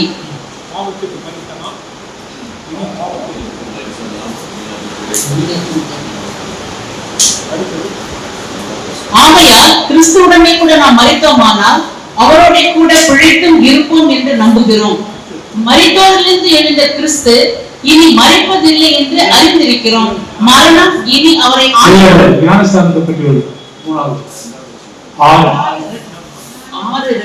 கிறிஸ்து இயேசுவுக்குள்ளாக ஞானஸ்நானம் பெற்ற நாம் அனைவரும் அவருடைய மரணத்துக்கு உள்ளாக ஞானஸ்நானம் பெற்றதை அறியாமல் இருக்கிறீர்களா? கிறிஸ்துவுக்குள்ளாக அதுதான் படிச்சேன். கிறிஸ்து இயேசுவுக்குள்ளாக ஞானஸ்நானம் பெற்றார். அதுல கிறிஸ்துவுக்குள்ளாக ஞானஸ்நானம், மரணத்துக்குள்ளாக ஞானஸ்நானம் ரெண்டு இருக்கா? Baptism into death, baptism into Christ. கிறிஸ்துவுக்கு உள்ளாக ஞானஸ்தானம், மரணத்துக்கு உள்ளாக ஞானஸ்தானம். அதை நமக்கு தமிழ்ல அதை படிச்சு விளங்கிக்க முடியாது, அது இங்கிலீஷ்ல படிக்கிறப்ப கரெக்டா வரும். Baptism into death, baptism into Christ. இதுக்கு வித்தியாசம் என்னன்னு கேட்டீங்கன்னா, நம்ம ஞானஸ்தானம் எடுக்கிறப்ப நம்ம மரணத்துக்குள்ளாக ஒரு ஞானஸ்தானம் எடுக்கிறோம், கிறிஸ்துவுக்கு உள்ளாக ஒரு ஞானஸ்தானம் எடுக்கிறோம். அப்படின்னா ரெண்டு ஞானஸ்தானமான இல்ல, ஒண்ணுதான். அதுல ரெண்டு நடக்குது. என்ன நடக்குதுன்னு கேட்டீங்கன்னா, நான் மரணத்துக்குள்ளாக ஞானஸ்தானம் எடுக்கிறப்ப என்னுடைய பழைய வாழ்க்கை முடிஞ்சு போகுது. நான் கிறிஸ்துவுக்குள்ளாக, அது ரெண்டு ஒரே ஞானஸ்தானம் தான். கிறிஸ்துவுக்குள்ளாக எடுக்கிறப்ப என்னுடைய நியூ லைஃப் ஸ்டார்ட் ஆயிடும். இப்ப பழையது போயிடுச்சு, ஞானஸ்தானத்துல நான் பழச கொடுத்துட்டேன், எல்லாம் ஒழிந்து போயிடுச்சு. ஒருவன் கிறிஸ்துவுக்குள் இருந்தால் பழையவர்கள் எல்லாம் முடிந்து போகின, எல்லாம் புதிதாக. இப்ப நம்ம ஞானஸ்தானம் எடுத்து புதிதாயிட்டோம். அடுத்தது, மேலும் பிதாவின் மகிமையினாலே கிறிஸ்து மரித்தோரிலிருந்து எழுப்பப்பட்டது போல நாமும் புதிதான ஜீவன் உள்ளவர்களாய் நடந்து கொள்ளும்படிக்கு அவருடைய மரணத்திற்கு உள்ளாக்கும் ஞானஸ்தானத்தினாலே கிறிஸ்துவுடனே கூட அடக்கம் பண்ணப்பட்டோம். ஆதலால் அவருடைய மரணத்தின் சாயலில் நாம் இணைக்கப்பட்டவர்களானால் அவர் உயிர்த்தெழுதலின் சாயலிலும் இணைக்கப்பட்டிருப்போம். நாம் இனி பாவத்துக்கு ஊழியம் செய்யாதபடிக்கு பாவ சரீரம் ஒழிந்து போகும் பொருட்டாக நம்முடைய பழைய மனுஷன் அவரோடு மரித்தவன் பாவத்துக்கு நீங்கி விடுதலையாக்கப்பட்டிருக்கிறானே. ஆகையால் கிறிஸ்துவுடனே கூட நாம் மரித்தோமானால் அவரோட கூட பிழைத்தும் இருப்போம் என்று நம்புகிறோம். மரித்தோரிலிருந்து எழுந்த கிறிஸ்து இனி மரிப்பதில்லை என்று அறிந்திருக்கிறோம். மரணம் இனி அவரை ஆண்டு கொள்வதில்லை. அவர் மரித்தது பாவத்திற்கென்று ஒரே தரம் மரித்தார், அவள் பிழைத்திருக்கிறது தேவனுக்கென்று பிழைத்திருக்கிறார். அப்படியே நீங்களும் உங்களை பாவத்திற்கு மரித்தவர்களாகவும் நம்முடைய கர்த்தராகிய இயேசு கிறிஸ்துவுக்குள் தேவனுக்கென்று பிழைத்திருக்கிறவர்களாகவும் எண்ணிக்கொள்ளுங்கள். இங்க ரெண்டு வசனத்தை ரொம்ப கவனமா கவனிக்கணும். ஒண்ணு நாம் இனி பாவத்துக்கு ஊழியம் செய்யாதபடி பாவ சரீரம் ஒழிந்து போகும் பொருட்டு நம்முடைய பழைய மனுஷன் சிலுவையிலே அடிக்கப்பட்டது என்று அறிந்திருக்கிறோம். பாவத்துக்கு நம்ம இனி ஊழியம் செய்ய முடியாது. அப்ப பாவத்துக்கு நான் அடிமையா இருக்கேன். பாவம் பெர்சானிபிகேஷன் ஆஃப் சின் அப்படின்னு இங்கிலீஷ்ல வரும். எப்படின்னு கேட்டீங்கன்னா, உயிர் இல்லாத ஒண்ண உயிர் உள்ளதா சொல்றது தான் பெர்சானிபிகேஷன். பாவத்தை வேதம் எப்படி சொல்லிக் கொடுக்குதுன்னு கேட்டீங்கன்னா, பாவம் என்னை கொன்றது, பாவம் என்னை வஞ்சித்தது, பாவம் வீட்டு வாசல்ல படுத்து கிடக்கும், பாவம் அப்படின்னு என்னன்னு அர்த்தம்னு கேட்டீங்கன்னா, அது பைபிள் சொல்றது ஒரு உயிர் உள்ள மனுஷனுக்கு என்ன பவர் இருக்கோ அந்த பவர் அந்த பாவத்துக்கு இருக்கு. அது டாமினேஷன், அது மாஸ்டர். அந்த அவன்கிட்ட இருந்து இந்த பழைய மனிதன் போன பிறகு, ஆகையால் நாம் இனி பாவத்துக்கு ஊழியம் செய்யாதபடின்னு என்ன அர்த்தம்னா, அது இங்கிலீஷ்ல இருக்கா, இங்கிலீஷ்ல படிக்க இருக்கா?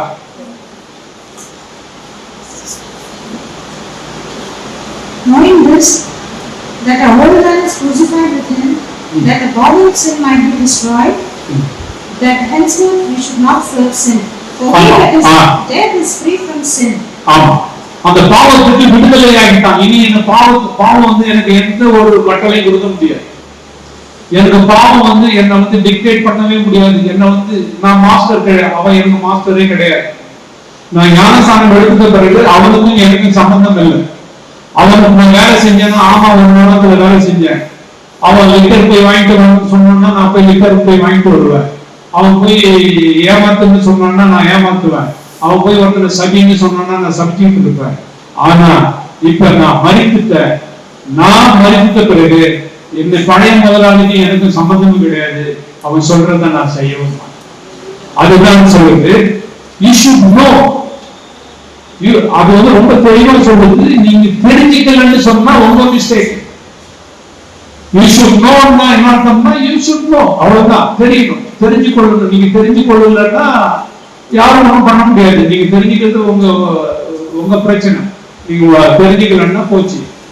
1873 ப்ரொக்ளமேஷன், எமான்சிபேஷன் ப்ரொக்ளமேஷன் சொல்லி அமெரிக்காவில் கருப்பிற ஜாதிக்கு கருப்பர்களுக்கு ஒரு விடுதலை ஆபிரகாம் லிங்கன் விடுதலை சட்டத்தை பாஸ் பண்றாரு.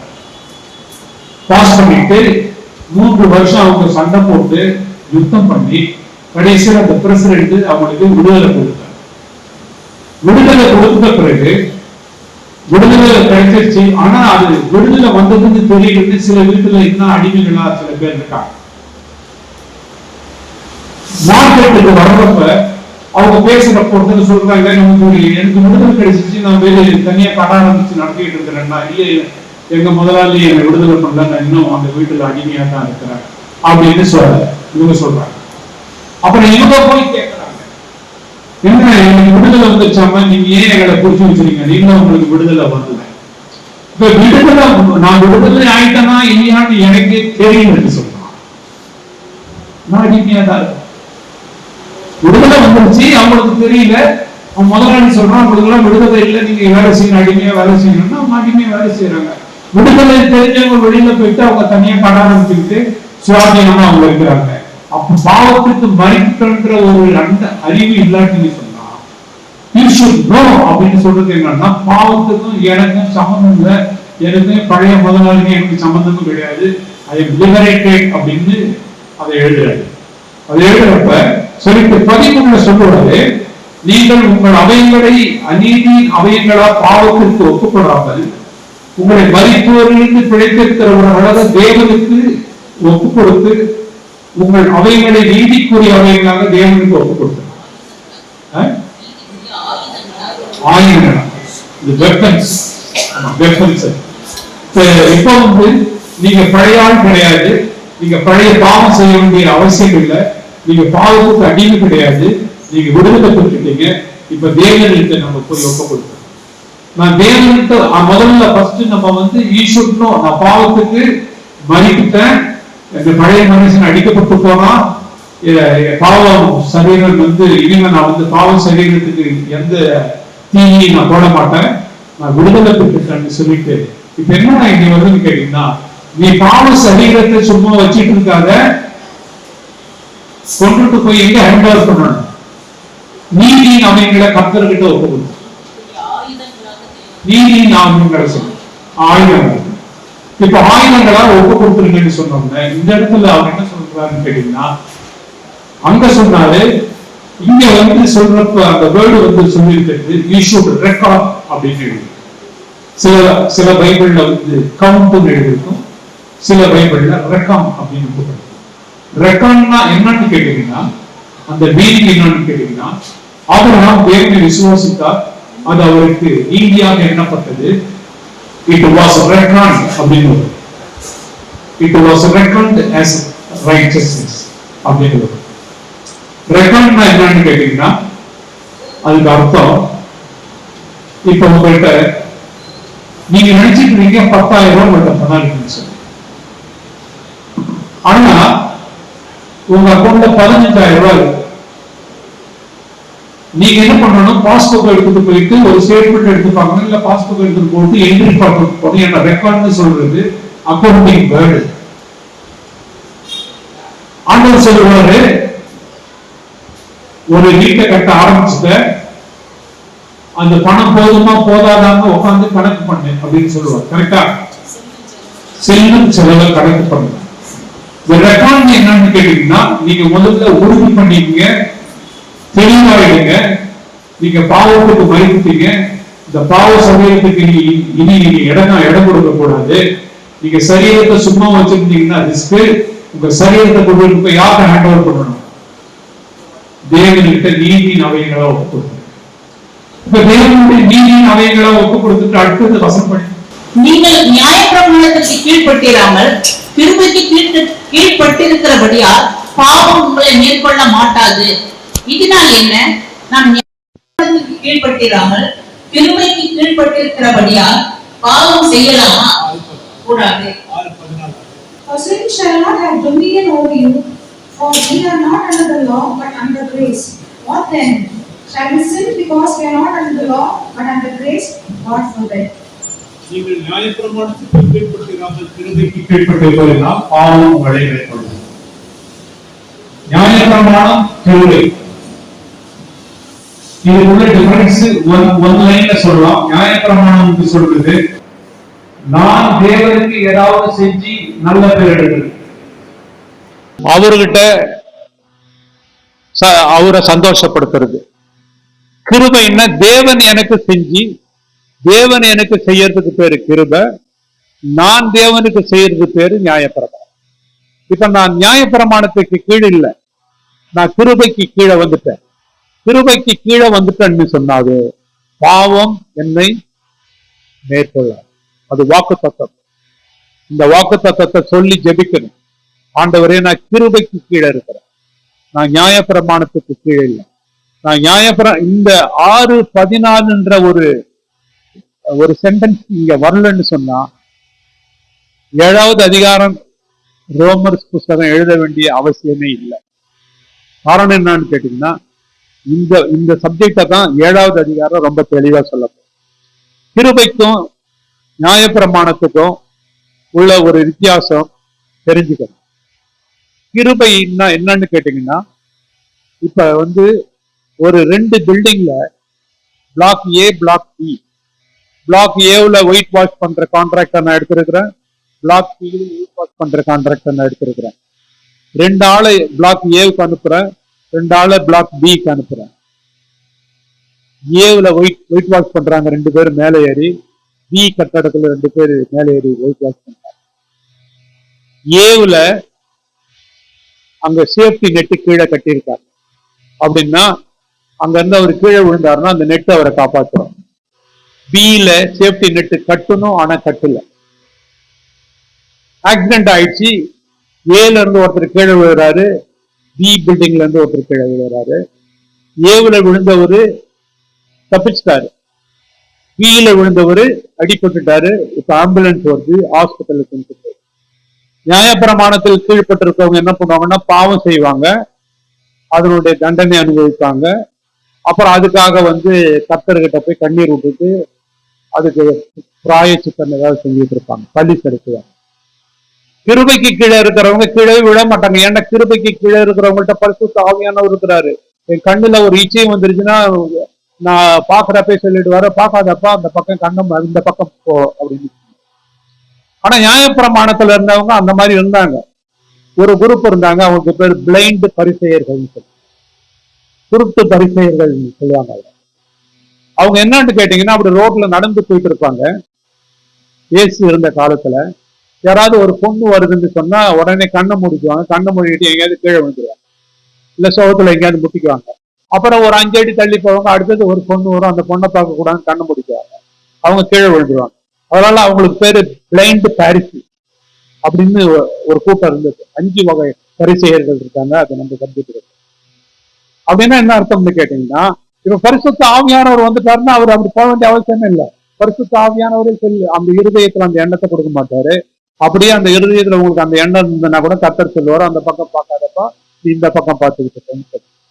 அதனாலதான் கிருபைக்கு கீழே நீங்க இருக்கிறதுனால உங்களுக்கு பாவம் உங்களை மேற்கொள்ளாது. ரொம்ப இதை விட வேற என்ன வேணும் புதிய ஏற்பாட்டு விசுவாசியாக நமக்கு? ஏன்னா இது நமக்கு தெரியல,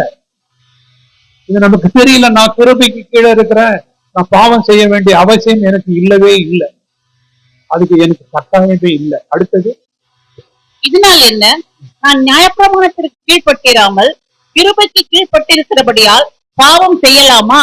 கூடாதே. மரணத்துக்கு ஏதுவான பாவத்துக்கு ஆனாலும் நீதிக்கு ஏதுவான கீழ்ப்படிதலுக்கு ஆனாலும் எதற்கு கீழ்ப்படியும்படி உங்களை அடிமைகளாக ஒப்பு கொடுக்கிறீர்களோ அதற்கு நீங்கள் அடிமைகளாக இருக்கீங்க. அதான் சொல்லுது, அதற்கே கீழ்ப்படுகிற அடிமைகளா இருக்கிறீர்கள் என்று அறியீர்களா? இப்ப நல்ல கவனிச்சுங்க, நான் எதுக்கு போய் நான் என்ன ஒப்பு கொடுக்கிறோனோ அதுக்கு நான் அடிமை. பவுல் ரொம்ப நல்லா சொல்லுவாரு, நீ எதுக்கு ஒப்பு கொடுக்குறீன்னு நீ எதுக்கு அடிமை, அவ்வளவுதான். நான் பாவத்துக்கு போய் என்ன, நான் பாவம் நான் அடிமையா அங்க ஒப்பு கொடுக்க வேண்டிய அவசியமே இல்லை. நான் தப்பான இடத்துக்கு போறேன், நான் அந்த பாவம் இருக்கிற இடத்துக்கு நான் போக வேண்டிய அவசியமே இல்லை. நான் கிருபை கிட்ட போகணும். நான் திரும்பியும் போய் பாவத்துக்கிட்ட போய் நான் அடிமை கொடுத்துட்டேன்னா என்னை யாரும் காப்பாற்ற முடியாது. அதனாலதான் சொல்லுவாங்க, நியாயப்பிரமாணத்தை விட்டுட்டு நீங்க கிருபைக்கு கிருபையை விட்டுட்டு ஞானஸ்தான நியாயப்பிரமாணத்துக்கு போட்டீங்கன்னா நீங்க கிருபையை விட்டு விழுந்துட்டீங்க, நீங்க சபிக்கப்பட்டுட்டீங்க, நீ புத்தி இல்லாத கலாத்தியர் 3க்கு எழுதுறப்ப எழுதுவாரு, நீ விசுவாசத்துல ஆரம்பிச்ச கிருபையில இருக்கிற ஏன் நியாய பிரமாணத்துக்கு போகணும்னு சொல்லி. சோ இப்ப நம்ம யாருக்கு ஒப்பு கொடுக்கிறோன்றது ரொம்ப முக்கியமான பாட்டு. நான் யாருக்கு ஒப்பு கொடுக்க போறேன்? உண்மையா நடந்த நிகழ்ச்சி 14வது நூற்றாண்டுல ரொம்ப ஒரு அருமையான எக்ஸாம்பிள் தெரிஞ்சுக்கணும். பெல்ஜியத்துல நடந்த ஒரு நிகழ்ச்சி. அந்த ஒரு ராஜா இறந்துட்டாரு. அவருடைய பெரிய பையன் பேரு லேனார்ட், செகண்ட் பையன் பேரு எட்கர். லேனார்டு அந்த பதவியில உட்காரணும். பையன் அவன் என்ன பண்ணுவான், தம்பி சூழ்ச்சி பண்ணி அண்ணனை கைது பண்ணிட்டு ராஜ்யபாரத்துக்கு உட்காந்து. அவன் கொஞ்சம் நல்லவனா இருந்தான். அவன் என்னன்னா, நம்ம அண்ணனை கொல்லக்கூடாதுன்னு சொல்லிட்டு அவன் என்ன பண்ணா, அவரை ஹவுஸ் அரெஸ்ட் பண்ணிட்டான். அண்ணன் ஹவுஸ் அரெஸ்ட்னா எப்படின்னு கேட்டீங்கன்னா, அவங்க வீட்டிலே ஒரு ரூமை செஞ்சு அந்த ரூம்ல உட்கார வச்சான். அவரு கொஞ்சம் ஒபிசின்னா உடம்பு ரொம்ப பெரிய ஆள், உடம்பு பெரிய குண்டானவர். அவர் இப்ப இந்த ரூம்ல இருக்கிறாரு. ஆனா கதவு நார்மல் சைஸ் கதவு, அந்த அருகால் நார்மல் சைஸ். இப்ப நார்மல் சைஸ்னா அவரு கதவெல்லாம் பூட்டல, ஜன்னல்லாம் திறந்திருக்கு, கதவெல்லாம் திறந்திருக்கு. ஆனா இப்ப அவர் வெளியில வரணும்னா எப்படி வெளியில வரணும்? அவர் சொல்லிட்டா, நான் எங்க அண்ணனை அரெஸ்ட் பண்ணலங்க, அவர் என்னைக்குனாலும் வெளியில வரலாம். ஒண்ணே நடந்து. இப்ப வெளியில வரணும்னா அவர் எப்படி வர முடியும்? உடம்ப குறையணும். என்ன பண்ணிட்டாரு இவருக்கு? டெய்லி அவருக்கு என்ன சாப்பாடு பிடிக்குமோ அதை 3 வேளை இல்ல 5 வேளை போடுறாங்க.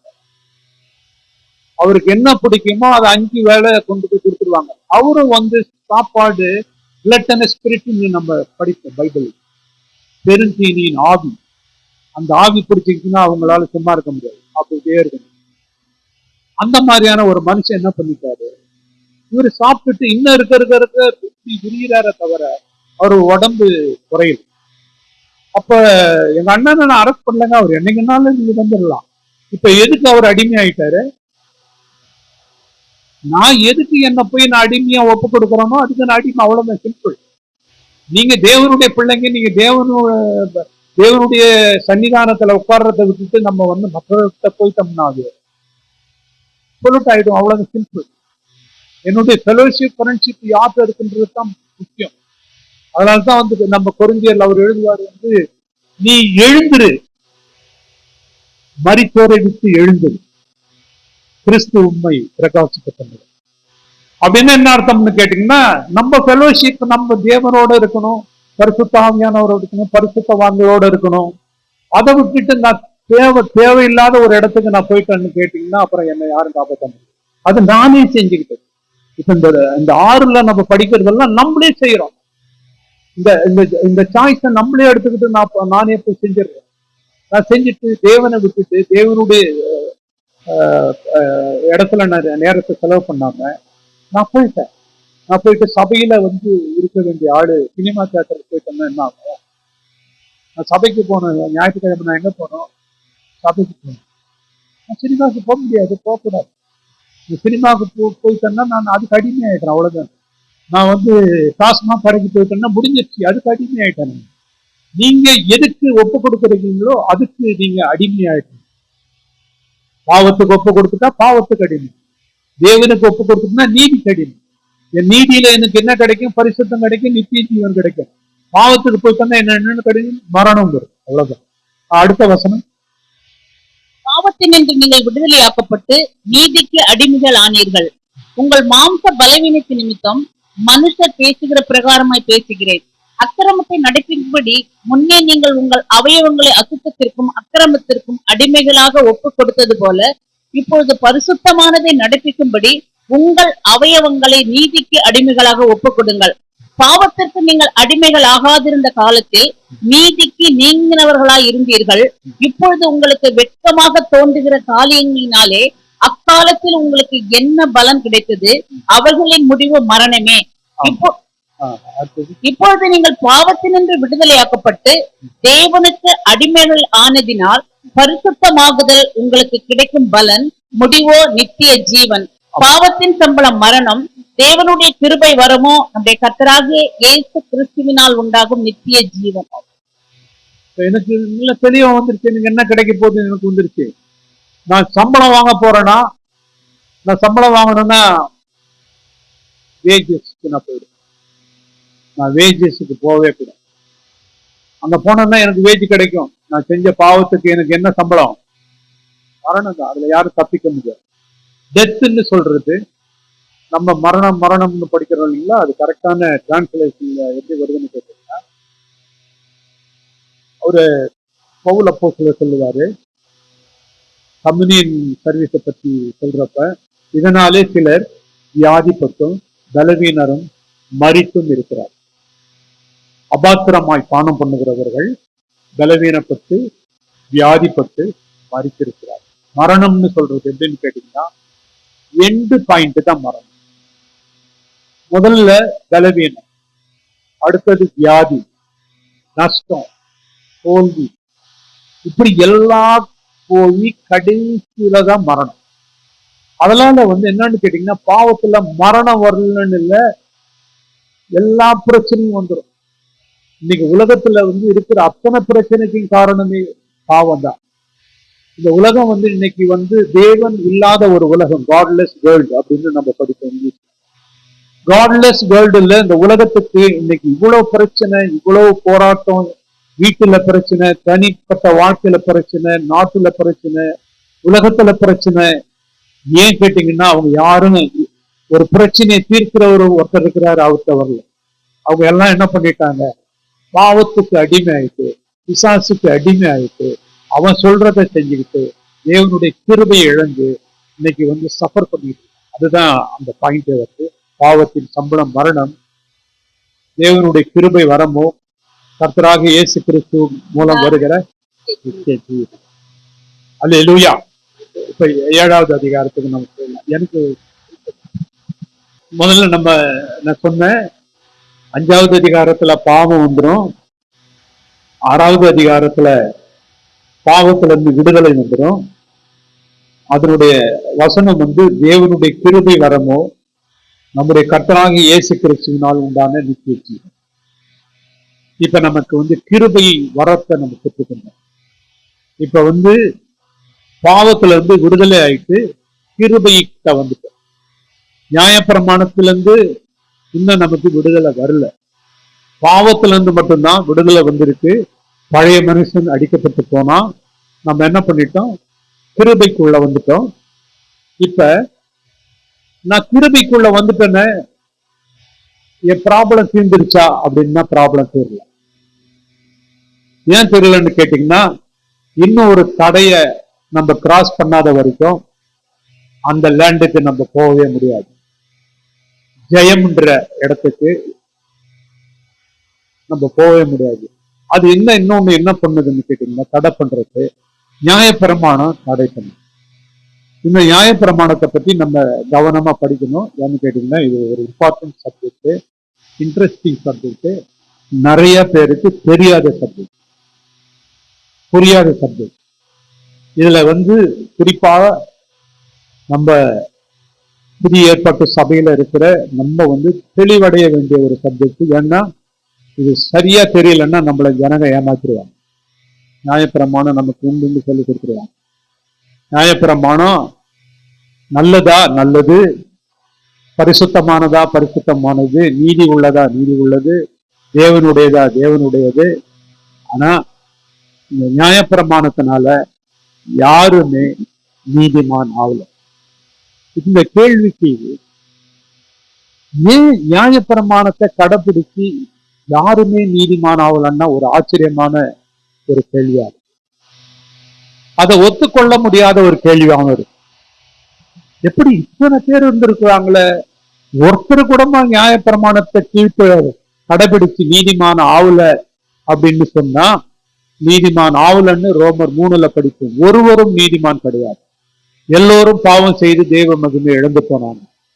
அப்படின்னா நியாயப்பிரமாணம் எதுக்காக கொடுக்கப்பட்டது அப்படின்னு கேட்டீங்கன்னா, நான் பாவின்றத நான் உணர்ந்துட்டு தேவனுக்கிட்ட போய் ஆண்டவரே என்னை காப்பாத்துங்கன்னு சொல்றதுக்காக கொடுக்கப்பட்டது.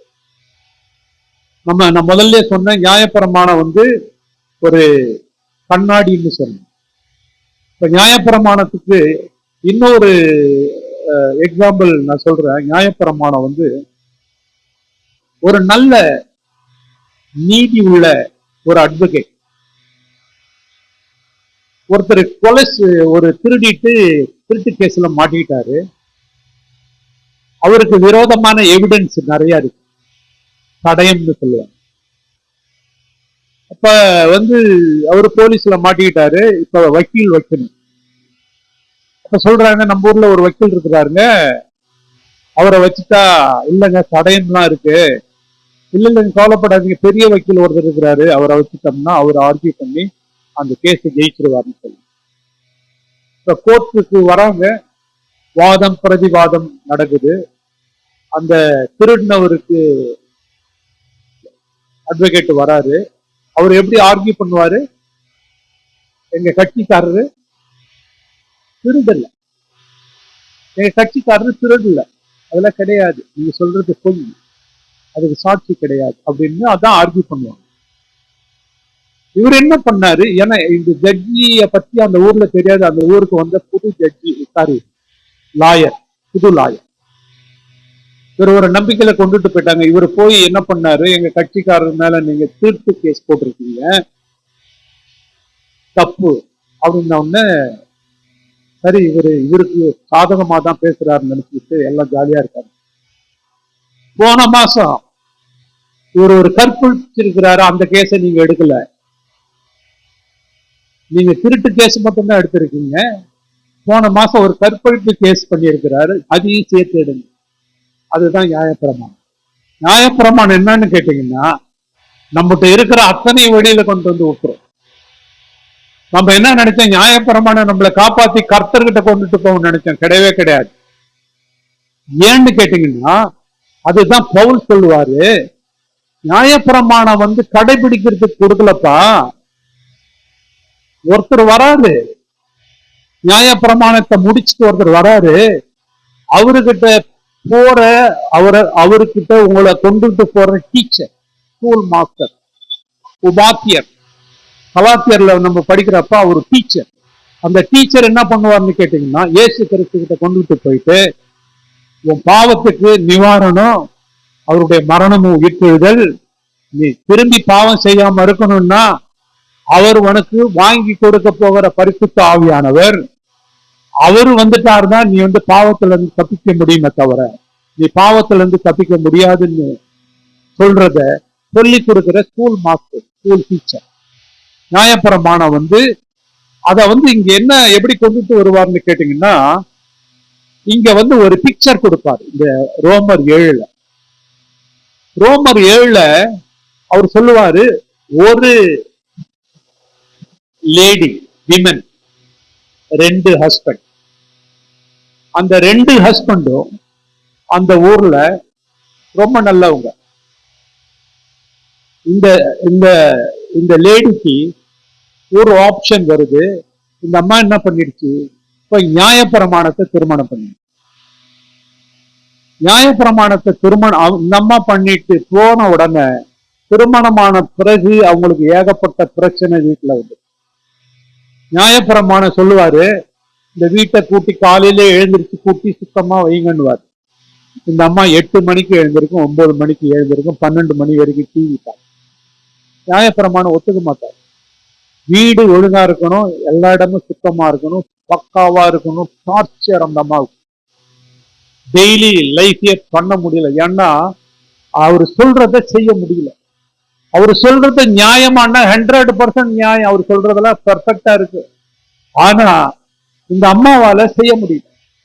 இந்த அம்மா ஒரு நாள் வந்து உட்காந்து யோசனை பண்ணி, தப்பு பண்ணிட்டோமே, நம்ம போய் நியாயப்பிரமாணத்தை போய் கல்யாணம் பண்ணிட்டது தப்பு, கிறிஸ்து இருக்கிறாரு, நம்ம அவர்கிட்ட போயிருக்கணும் அப்படின்னு சொல்லி திங்க் பண்ண ஆரம்பிச்சு. ஆனா இப்ப பிரச்சனை என்ன? நியாயப்பிரமாணத்துக்கு சாவு வராது, வானமும் பூமியும் ஒழிந்து போகும், தேவனுடைய வார்த்தை நியாயப்பிரமாணம் ஒழியாது. அப்படின்னா அது எண்டே கிடையாது. நியாயப்பிரமாணம் பெர்மனண்டா இருக்கும். இப்ப இந்த அம்மா சாவணும். சான்ஸ் என்னன்னு கேட்டீங்கன்னா, இந்த அம்மாவுக்கு செத்தாலும் நோ யூஸ், மறுபடியும் உயிரா வரணும். உயிரா வந்துட்டு கிறிஸ்துவ போயிட்டு மேரேஜ் பண்ணிட்ட உடனே கிறிஸ்து அவரு இவரை விட ஸ்ட்ரிக்டானவர். அவர் எப்படி ஸ்ட்ரிக்ட் ஆனவர்னு கேட்டீங்கன்னா, மத்திய நம்ம 5 படிக்கிறப்ப அவர் சொல்லுவாரு, அவர் அதாவது ஒரு ஸ்திரியை இச்சையை பார்க்கிறவன் இல்ல, பூர்வத்தாருக்கு விபச்சாரம் பண்ணாதீங்கன்னு பூர்வத்தாருக்கு சொல்லப்பட்டது. நான் உங்களுக்கு சொல்லுகிறேன், ஒரு ஸ்திரியை இச்சையை பார்க்கிறவன் அவளோட விபச்சாரம் செஞ்ச. இப்ப எது இவரு அவரை விட ஸ்டாண்டர்ட் அதிகமானவர். அவரு ஸ்டாண்டர்டு தான், இவர் அவரை விட ஸ்டாண்டர்ட் அதிகமானவர். நான் கொலை செய்யாதீர்கள் என்று பூர்வத்தாருக்கு சொல்லப்பட்டது. நான் உங்களுக்கு சொல்றேன், ஒரு சகோதரன் மேல காரணம் இல்லாமல் கோவப்பட்டுச்சுனாவே 3 ஸ்டெப்புக்கு நரகத்துக்கு முன்னால 3வது ஸ்டெப் உனக்கு நரகம். எரி நரகத்துக்கு 3 ஸ்டெப்பு. முதல் ஸ்டெப்பு கோபம், 2வது ஸ்டெப் அவனை வீணன்னு சொல்றது, 3வது ஸ்டெப் அவனை மூடன்னு சொல்லிட்டாவே நரகத்துக்கு, எரி நரகத்துக்கு. இப்ப அவ்வளவு பெரிய ஸ்டாண்டர்டு உள்ளவர். ஆனா இவர்கிட்ட என்னன்னா ஒரு நல்ல பழக்கம் என்னன்னு கேட்டீங்கன்னா, இவரு காலையிலே எழுந்திரிச்சு உங்களுக்கு உதவி செய்வார். காஃபி போட போனீங்கன்னா இவர் காஃபி கிச்சனுக்கு வந்து வேலை ஹெல்ப் பண்ணுவாரு. காய் வெட்ட போனீங்கன்னா காய் வெட்ட உதவி பண்ணுவாரு. இப்ப உங்களுக்கு அந்த பேர்டனே கிடையாது. என்ன இந்த அம்மாவுக்கு ஒரே ஆப்ஷன் என்னன்னு கேட்டீங்கன்னா, இயேசு கிறிஸ்துவுக்குள்ள மறிக்கணும், அப்பதான் உயிரோட எழும்பணும். இயேசு கிறிஸ்துவிட்ட மறிக்கணும்னா இது டெட் பாடியா போயிடும் பாதாளத்துல. அதனால இயேசு கிறிஸ்துவுக்குள்ள மறிச்சு உயிரோட எழுந்து அவருக்கு போயிட்டு மனைவி ஆயிட்டு கனி கொடுக்குது, கர்த்தருக்கு கனி கொடுக்குது. படிங்க அதனுடைய 7, 5, 6 அதிகாரம் படிக்குது. 6 நியாயப்பிரமாணத்தை அறிந்திருக்கிறவுடனே பேசுகிறேன். சகோதரரே, ஒரு மனுஷன் உயிரோடு இருக்கும் அளவும் நியாயப்பிரமாணம் அவனை ஆளுகிறதென்று அறியாமல் இருக்கிறீர்களா? அது எப்படி என்றால், புருஷனுடைய ஸ்திரீ தன் புருஷன் உயிரோடு இருக்கும் அளவும் நியாய பிரமாணத்தின்படியே அவனுடைய நிபந்தனைக்கு உட்பட்டிருக்கிறாள். புருஷன் மரித்த பின்பு புருஷனை பற்றிய பிரமாணத்தினின்று விடுதலையாயிருக்கிறாள். ஆகையால் புருஷன் உயிரோடு இருக்கையில் அவள் வேறொரு புருஷனை விவாகம் பண்ணினால் விபச்சாரி என எண்ணப்படுவாள். புருஷன் மரித்த பின்பு அவள் அந்த பிரமாணத்தினின்று விடுதலையானபடியால் வேறொரு புருஷனை விவாகம் பண்ணினாலும் விபச்சாரி அல்ல. அப்படி போல என் சகோதரரே, நீங்கள் மரித்தோரிலிருந்து எழுந்த கிறிஸ்து என்னும் வேறொருவர்களாகி தேவனுக்கென்று கனி கொடுக்கும்படி கிறிஸ்துவின் சரீரத்தினாலே நியாய பிரமாணத்துக்கு மரித்தவர்கள் ஆனீர்கள். ஞானஸ்தானம் எடுக்கிறப்ப என்ன நடக்குதுன்னு கேட்டீங்கன்னா, நியாய பிரமாணத்துக்கு நான் செத்து போயிட்டேன். இப்ப நியாய பிரமாணத்துல எனக்கு முற்றிலுமான விடுதலை. இப்ப நியாய பிரமாணம் என்கிட்ட ஒண்ணும் சொல்ல முடியாது. நீ இதை செய் அதை செய்யணும் என்று சொல்லவே முடியாது. எனக்கு அதுக்கு சம்மந்தமே கிடையாது. பழைய மனுஷன் இருக்கிறாரு, நியாயப்பிரமாணம் உயிரோட தான் இருக்கிறாரு. ஆனா அவர் சொல்றத நான் கேட்க வேண்டிய அவசியம் இல்லை. நான் அவருக்கு ஒய்ஃபு கிடையாது. இப்ப ஒய்ஃப் யாருன்னு கேட்டீங்கன்னா, சபைதான் ஒய்ஃபு.